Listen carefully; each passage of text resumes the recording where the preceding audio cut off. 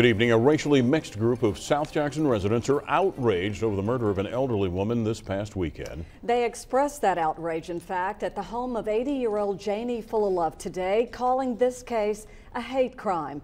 Fullilove was found shot to death in a storage space behind her home Saturday.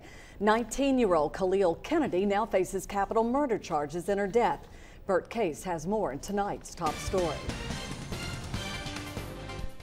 It was an unusual gathering of black and white, young and old, male and female, to demand change after what was referred to here as another hate crime. It was led by Bishop Ronnie Crudup of New Horizon Church International. This crime, this murder, may not fit the technical definition of what a hate crime is, but for me, this crime is as much a hate crime as was perpetrated on James Craig Anderson, or others. And we want everybody to know that this is not, South Jackson is not the kind of community that we want and we're going to tolerate, and we want people to know that.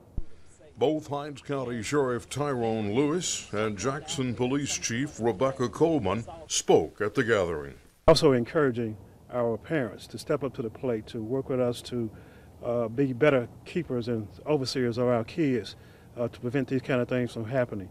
Efforts such as these should take place on a daily basis, where the clergy, the community, neighbors, concerned citizens come together to say that they are fed up with violence in the city.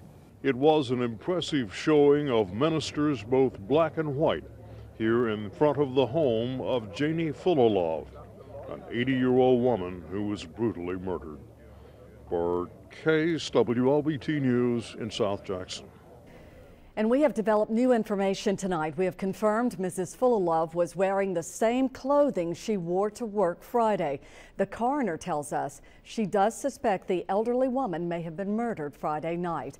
And a source tells WLBT Kahlil Kennedy was a neighbor of the victim until he moved away. They also say he would do odd jobs around Janie Fullilove's house.